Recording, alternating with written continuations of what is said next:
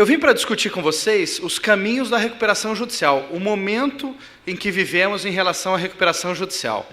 Foi um instituto criado em 2005, inovador, não tínhamos nada parecido para recuperar uma empresa em crise, para tentar superar uma crise momentânea, e veio com um grande valor, né, de tentar proteger aquele potencial produtivo, de tentar superar uma crise momentânea em benefício de uma coletividade. Mas o que me preocupa é que, no momento atual, talvez essa proteção esteja sendo excessiva, esteja valorizando o descumprimento das obrigações. Então, o que eu proponho a colocar em discussão em vocês é isso, é uma trajetória da recuperação judicial, tentando enxergar o momento atual onde estamos e já discutindo algumas propostas de modernização que já estão em trâmite, tanto no Congresso quanto num grupo do Ministério da Fazenda selecionado para tratar desses assuntos. O valor da recuperação judicial está na proteção da empresa, da fonte produtora. Quando uma empresa entra em crise, não é só ela ou só os sócios dela que são afetados. Estamos vivendo um momento de crise geral, genérica, em todos os ramos, em todas as áreas, em todos os lugares, mas especialmente no ramo da construção civil, temos nitidamente um momento difícil. Tudo em decorrência também das investigações de Lava Jato e de tudo mais, mas já era também um momento de recessão econômica que afetou diretamente a construção civil. Estou pegando isso como exemplo para ver como a crise extrapola o âmbito daquele ramo de atividade. As cerâmicas acabam sendo afetadas. Vejam, a crise é de uma construtora que tinha uma relação em Brasília ou qualquer coisa assim, uma grande construtora, mas isso acaba afetando as cerâmicas aqui que produziam para entregar para essa construtora. Os trabalhadores perdem os empregos. Veja, se não tem mais construção, se a coisa para, aquele trabalhador da construção civil já acaba sendo afetado. Só que não é só aquele, né? São todos aqueles trabalhadores envolvidos nisso. E aí cada trabalhador tem a sua família, e dentro da sua família acaba gerando aquela crise. Aí aquele menino, filho lá do trabalhador da construção civil, que já começava a avançar nas aulinhas particulares de inglês, ou no judô, ou qualquer coisa assim, acaba tendo que ser tirado de lá em razão da dificuldade de pagamento da escola particular, aí sobrecarrega a escola pública, que vimos, né, como nunca na história em 2017, o aumento de crianças matriculadas na escola pública em relação à particular. Tudo isso em decorrência da crise que vai se estendendo exponencialmente. Os consumidores têm problemas, aqueles que já compravam o imóvel na planta não vão mais enxergar o imóvel sendo entregue. Se for entregue, será com atraso ou com uma redução na qualidade, ou seja, a crise extrapola os limites daquela empresa ou daquela sociedade empresária.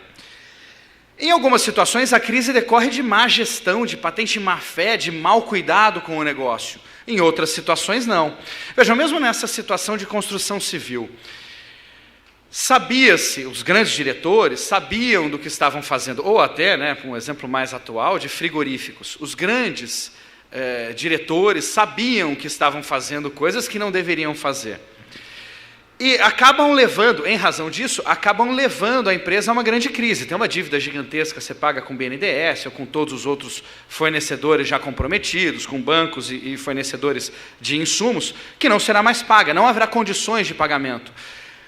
O volume de negócios, inevitavelmente, vai se reduzir. E, em razão disso, não há mais necessidade de contratação de tantos produtores, e os produtores vão também perder a sua mão de obra, ou seja, a crise se alastra com facilidade. Nesse caso específico, por uma patente má-fé e má condução dos negócios pelos diretores. Isso não faz com que essa empresa, essa atividade empresarial, deixe de merecer a sua proteção. Vejam, a primeira premissa que acabamos de definir é que a crise extrapola os limites daquela empresa e afeta terceiros, afeta todos nós, no fim das contas. Uma grande crise empresarial em um ramo específico acaba afetando a sociedade como um todo. Então, mesmo com a origem da crise sendo um ato de má-fé ou grave má gestão, a empresa, aquela atividade empresarial, continua merecendo a proteção, mas não seus diretores.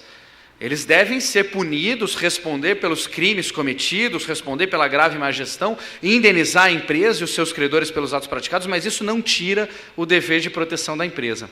E quando eu digo punidos, eu não estou imaginando viver em Nova York, né, sofrendo muito lá, né? Não é isso que eu tenho muito em mente, não. Agora, vejam só, quem são os grandes afetados nessa necessidade de proteção da empresa são os credores. Quando se fala em proteção de um devedor, em proteção de alguém que entra numa situação de crise, para a superação dessa crise, dessa dificuldade, alguém tem que se sacrificar nessa situação, e o sacrifício maior recai sobre os credores. É fundamental a superação da crise e é fundamental a participação dos credores nessa superação da crise.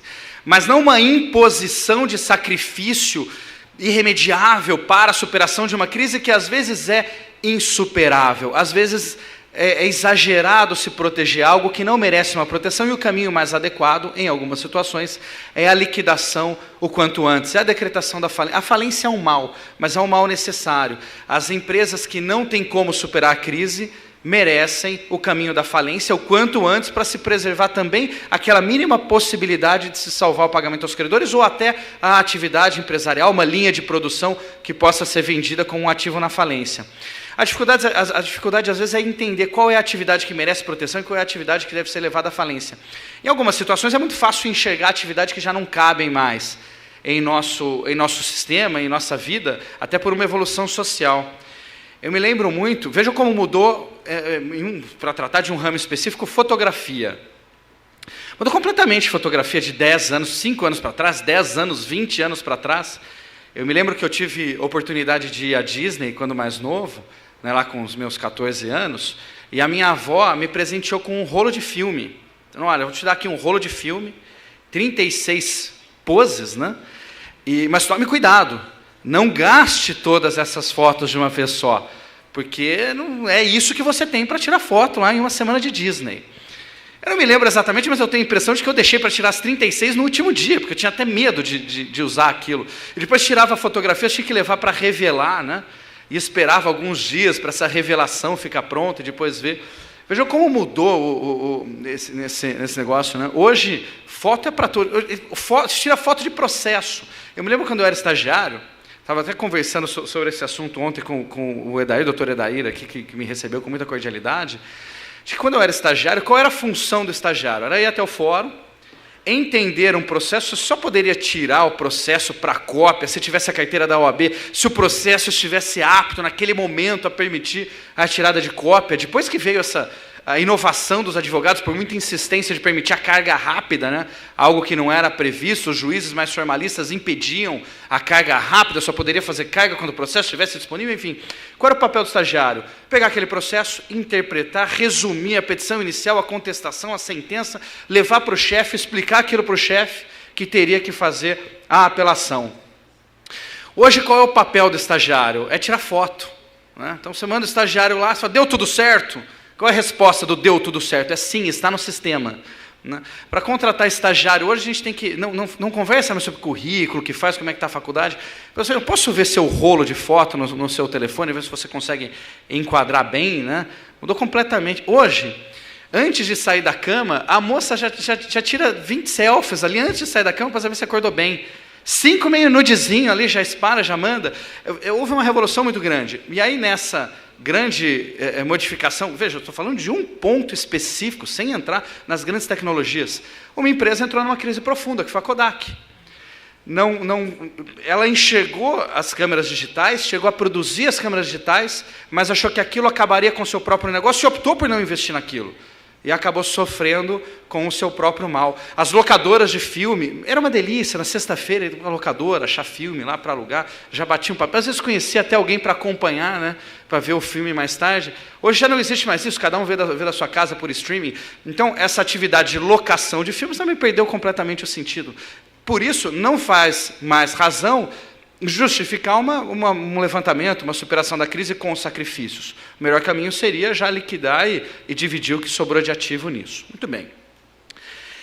Quem vai definir se a atividade é ou não superável? São os credores. Não é um papel do juiz na recuperação judicial ou do próprio devedor, são os credores. Então, se me permitem, eu vou fazer aqui rapidamente um desenho de uma linha do tempo de um processo de recuperação judicial, para conseguir entender em que pontos, em que momentos existe esse conflito entre excessiva proteção do devedor e falta de participação do credor ou possibilidade de participação maior do credor.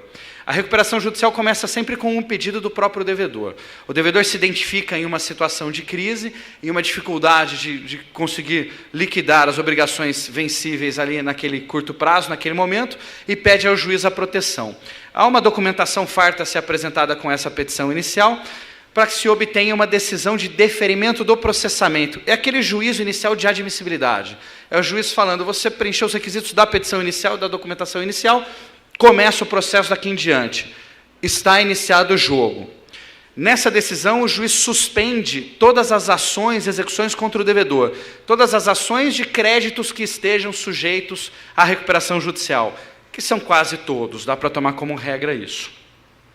Suspensas as ações, ou seja, aquelas ações individuais, os créditos se submetem à recuperação judicial e o devedor tem que, em 60 dias, apresentar um plano de recuperação judicial. Então, veja, o devedor faz o pedido de recuperação, o juiz defere o processamento, começa um prazo de 60 dias para a apresentação do plano de recuperação. É uma proposta de como o devedor vai liquidar suas dívidas, de como vai satisfazer aqueles créditos e, ao mesmo tempo, de como ele vai superar a sua situação de crise. Nessa proposta de pagamento, o devedor é livre. Há uma única restrição na lei, que é o pagamento das dívidas trabalhistas dentro de 1 ano. Como a lei não fala quando começa a contar 1 ano, a interpretação que o devedor dá é que se 1 ano começa a contar nunca, ou quando a Ponte Preta for campeão, ou quando o Palmeiras ganhar o Mundial. Então joga para frente esse começo do prazo, né? O trânsito em julgado do processo, enfim. Mas, em linhas gerais, o devedor é livre. Só que os credores, recebendo esse plano no processo, vão poder apresentar uma objeção a esse plano. Eles podem objetar, podem apresentar sua discordância ao plano que for apresentado pelo devedor. Se um credor apresentar uma discordância, uma objeção, é convocada uma assembleia para discutir esse plano, a coletividade dos credores se reúne para discutir se aprova ou se rejeita esse plano. Se não tiver nenhuma objeção, o plano é aprovado de imediato. Se nenhum credor se opôs, o plano é aprovado de imediato. Muito bem, havendo objeção, vamos à Assembleia. A Assembleia é o fórum, é o lugar em que todos os credores se reúnem para deliberar se o plano agrada ou não. Se o plano é razoável, dentro do que o devedor demonstrou de situação de crise, se o plano é adequado para a superação de crise e se o sacrifício imposto aos credores é efetivamente necessário para aquela superação. Veja, como eu disse, o devedor é praticamente livre na elaboração do plano. Então, ele pode propor uma carência de 2, 3, 4 anos para começar os pagamentos.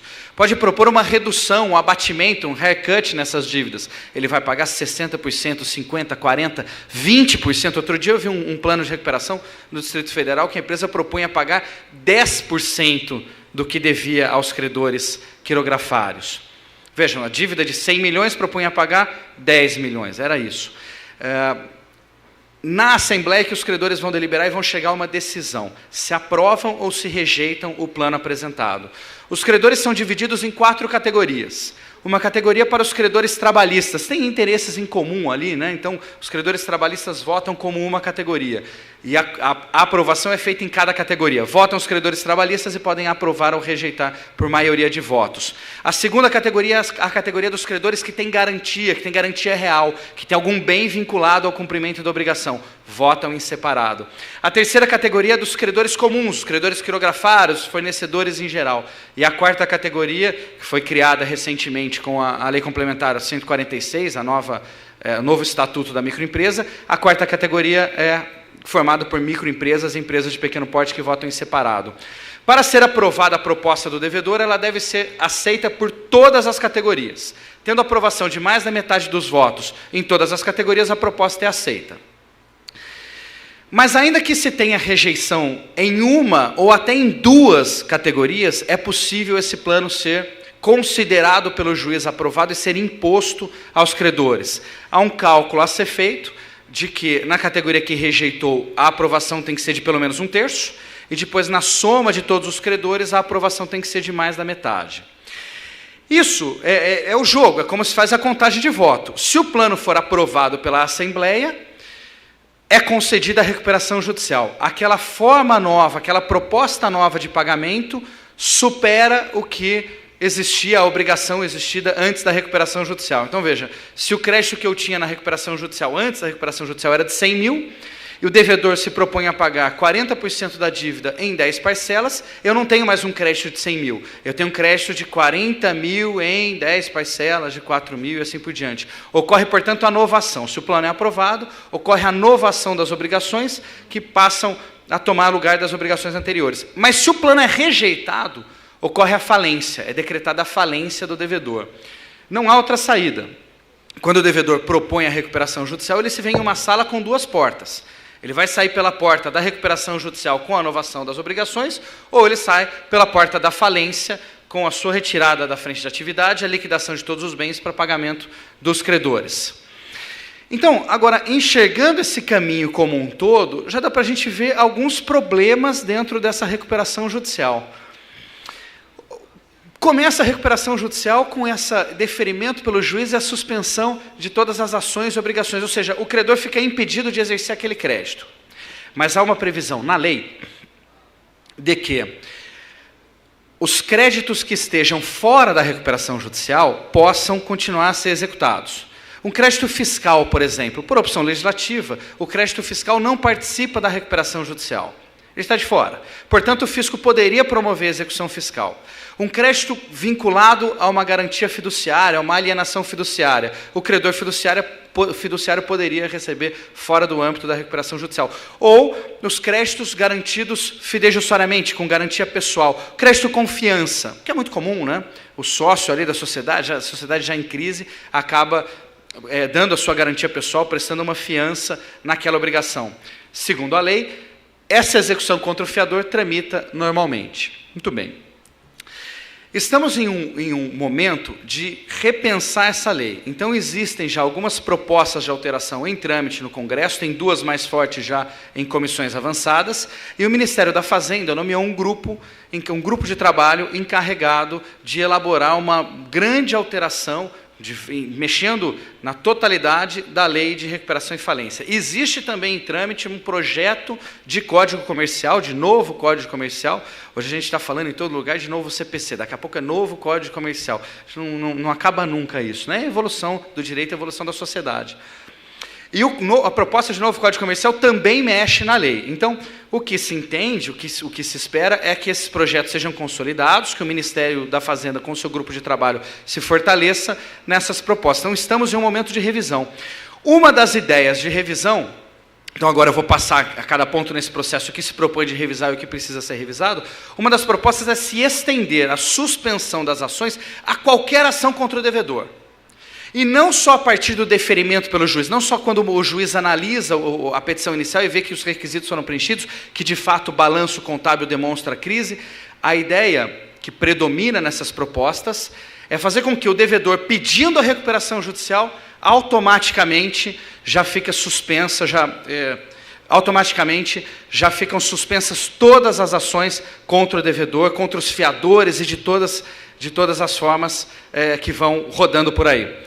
A mim parece que há uma proteção excessiva. Se há uma garantia fora da recuperação judicial, ela poderia ser cobrada, ser executada fora da recuperação judicial. Muito bem. Eu estou sem o controlinho do slide, não sei se está aí na mesa, se puder passar a gente fica na visão geral. Muito bem. Essa é a visão geral aí da recuperação judicial. A gente vai passando para alguns pontos críticos, mas se quiser voltar e deixar na tela anterior, a gente mantém ela aqui, fica visual, fica mais fácil a gente ver por onde caminha, né, e eu consigo já resumir o que viria pela frente. Então, veja, o momento seguinte é o momento da apresentação do plano, 30 dias depois do deferimento do processamento. E aí eu queria saber como eu conto esses 30 dias depois do deferimento para a apresentação do plano. Será que eu devo contar em dias úteis, conforme determina o CPC, ou em dias corridos? Isso tem sido um grande conflito na jurisprudência. Há decisões do Tribunal de Justiça de São Paulo, de Santa Catarina, do Paraná, do Rio Grande do Sul, do Rio de Janeiro, de Minas Gerais, de Goiás, Mato Grosso do Sul, entendendo que o prazo não é contado em dias úteis segundo o CPC. Não se aplica o CPC na recuperação judicial. Eu não consigo me conformar com isso, eu não vejo sentido nisso. Não existe na lei de recuperação e falência nenhum artigo dizendo assim, o prazo é contado da seguinte forma, em dias úteis, corridos, pulando um dia, só quando tem feriado, só quando está sol. Não existe regra. A lei de recuperação e falência fala, o prazo é de 30 dias. Eu tenho que buscar no ordenamento como eu conto o prazo. E o ordenamento me diz, no CPC, que a contagem de prazo agora é em dias úteis. Então, eu deveria contar em dias úteis. Mas esses tribunais que eu mencionei têm decidido que a contagem de prazo é apenas em dias corridos. Não se aplica na recuperação judicial, porque o fundamento principal é que é um processo especial. Até aí? Que é um processo célere. Mas será que tem que ser mais célere do que uma execução de alimentos? Né? De qualquer forma, esse tem sido o entendimento e as propostas de alteração têm sido também nesse sentido, que a contagem de prazo tem que ser em dias corridos. A meu ver, seria melhor reduzir esses prazos, mas manter um padrão. Né? Eu acho que o advogado que atua com recuperação judicial também tem direito ao final de semana, também tem direito ao descanso. Né? Lá no escritório, a turma brinca, o núcleozinho lá nosso de recuperação judicial sempre tem esses prazos contando em dias corridos, é aquela loucura, e a turminha não recuperação judicial lá sempre chega na sexta-feira e fala, bom, então eu vou descansar, vou tomar meu shopping na sexta-feira, amanhã eu vou jogar bola, vou viajar, bom trabalho para vocês durante o final de semana. Né? Na apresentação do plano, o plano é elaborado pelo devedor. No Brasil, o plano é elaborado pelo devedor. Nos outros sistemas, há reuniões obrigatórias entre devedor e credores para elaborar de comum acordo esse plano de recuperação judicial. Eu, normalmente, na minha atuação como advogado, represento credores, grupos de credores e, muitas vezes, credores estratégicos em recuperação judicial. E o que a gente tem tentado fazer é participar desde o começo. Quando o devedor pede a recuperação judicial, nós, na qualidade de credores estratégicos, já procuramos o devedor para elaborar em conjunto. Veja, no fim das contas, quem vai aprovar ou rejeitar o plano é o credor. E os credores que têm créditos mais relevantes podem levar à decretação da falência. Então, é um momento em que é importante essa união para definir de comum acordo o que seria aprovado, o que não seria aprovado. Então, uma proposta trazida aqui é que, já que vamos alterar a lei, podemos copiar o que existe nos sistemas aí de fora, especialmente nos Estados Unidos, em que é obrigatória a reunião com o grupo de credores, comitê de credores, credores estratégicos, para que se possa elaborar um plano que já seja desde o começo razoável e não chegar lá no fim e entender que não era adequado. Apresentado o plano, portanto, o devedor os credores têm 30 dias para apresentar a objeção. Uma proposta muito forte, que é comum em quase todos esses projetos de alteração, é tirar esse momento. É não ter um momento de objeção pelos credores. Vejam, é uma manifestação no processo semelhante à contestação. É uma manifestação no processo em que os credores apontam com o que não concordam, do que discordam. E isso leva um credor a ver a manifestação do outro e enxergar, às vezes, defeitos graves no plano e fazer com que esse plano seja melhorado, seja levado a uma aprovação na Assembleia com os ajustes necessários. Esse momento da objeção eu vejo como muito importante para que todos saibam no que o plano não agrada. Mas as propostas querem tirar essa objeção. Veja como o papel do credor vai sendo reduzido. Né? As propostas querem que o credor não tenha voz aqui na apresentação do plano. E que automaticamente seja designada a Assembleia. Então, veja, a participação do credor vai ser apenas já no momento da Assembleia. Mas outras alterações previstas pela lei dizem que o devedor pode obter por escrito, antes da Assembleia, obter por escrito a aprovação já nessas categorias, a concordância de algumas categorias com relação ao plano apresentado. Isso conduziria à não realização da Assembleia naquelas categorias que já tiverem aprovado. Lembra que eu disse que são 4 categorias, né? Atualmente 4 categorias, trabalhadores, garantia real, quirografários e microempresa. Essas categorias, nos projetos de lei, deixam de existir e passam a ser categorias livres. Quem vai definir as categorias? O devedor. Vejam só, se imaginem na posição de devedor pedindo uma recuperação judicial. Você vai definir as categorias de credores e o plano será aprovado se ele tiver metade, né, mais da metade de votos favoráveis em cada categoria. O que você faz? Você começa a fazer conta.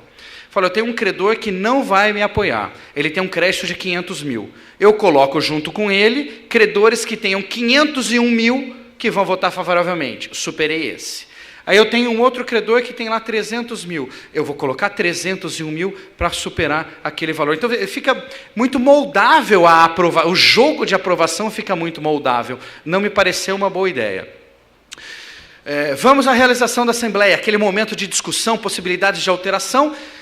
E o credor pensa da seguinte forma: vou ou não aprovar esse plano? Para pensar nisso, ele faz aquela brincadeirinha de teoria dos jogos e pensa, se eu aprovar, qual a consequência? Se eu rejeitar, qual a consequência? Se a maioria dos credores rejeitar o plano, a consequência é a falência. E o que esse credor vai receber na falência? Provavelmente nada. Um credor trabalhista, que se for decretada a falência, fica ali na primeira categoria a ser paga, pode até ser que ele consiga, que a empresa tenha ativos suficientes, se a falência for rápida, que ele até tenha ativos suficientes para receber o seu crédito. Então, pode ser que ele vote contrariamente a um sacrifício excessivo imposto pelo plano, porque na falência ele acaba recebendo alguma coisa. Mas os credores que vêm depois, e depois até do fisco, não vão receber nada. Um credor quirografário, se for decretada a falência, ele vai receber 0. Em razão disso, se o plano propuser pagar 10 centavos, já é mais do que 0. Isso faz com que o credor se veja sem saída. Passa a nem ser uma opção votar contrariamente ao plano e levar à falência aquela empresa. Então, em razão disso, planos cada vez mais agressivos vêm sendo apresentados. Já que o credor vai ter que aprovar de qualquer forma, já que a única saída é a falência, qualquer plano é apresentado. Qual é a proposta que eu tenho a discutir com vocês? Os credores têm que ter um papel mais relevante, desde a elaboração do plano, para já discutir um sacrifício que seja equilibrado diante daquela situação de crise e que se possa discutir o conteúdo econômico do plano, não apenas um aprova ou não aprova, que os credores possam demonstrar ao juiz, inclusive por meios periciais ou preferencialmente por meios periciais, que aquele sacrifício imposto é exagerado, é uma vantagem excessiva àquele devedor em recuperação judicial, que, se for levado adiante, vai causar grandes prejuízos àqueles credores, vai causar grandes perdas naqueles credores, o que vai afetar toda a coletividade. Eu represento empresas distribuidoras de combustível, né, grandes empresas distribuidoras de combustível, que têm sofrido muito com recuperações judiciais. Têm deixado de receber muitos créditos, têm sido afetadas por planos que impõem pagamento de 20% da dívida. O que acontece com o preço do combustível na bomba quando você vai abastecer? Vai acabar sendo mais alto para cobrir aquela perda ali. Então, quando se leva um sistema a apoiar excessivamente um lado, a apoiar excessivamente o devedor, corremos o risco de um apoio ao calote. Fica muito bom usar a recuperação judicial, e não necessariamente ela é utilizada em um momento drástico, que é para quando ela foi desenhada. Se começarmos a usar a recuperação judicial para todos os casos, teremos um grande desequilíbrio, inclusive concorrencial. Se o meu concorrente usar a recuperação judicial, ele vai conseguir reduzir todos os débitos, e eu não. Se o meu concorrente tem a possibilidade de fazer uma recuperação judicial, ele já para de pagar as dívidas agora, e passa a ter muito mais possibilidade de investir na própria atividade e sair na frente. Então eu vejo que estamos em um momento crítico na recuperação judicial, o momento nacional de crise faz com que esse instrumento seja usado com mais facilidade e com mais intensidade. Os advogados, nós aqui advogados, estamos atuando cada vez mais na recuperação judicial, e advogados de devedores têm mais oportunidade de trabalho, mas advogados de credores ainda mais pela quantidade de credores envolvidos, e temos que atuar de todas as formas e de qualquer lado, para que seja respeitado um equilíbrio dentro da recuperação judicial, para que esse belo instituto não perca completamente a finalidade para que veio. É isso que eu queria propor a vocês, uma possibilidade de credores continuarem participando mais ativamente e não se submeterem a planos impostos cada vez mais agressivos pelos devedores. Eu queria mais uma vez agradecer a cordialidade com que me receberam, a atenção com que me ouviram, e eu continuo à disposição de todos. Muito obrigado.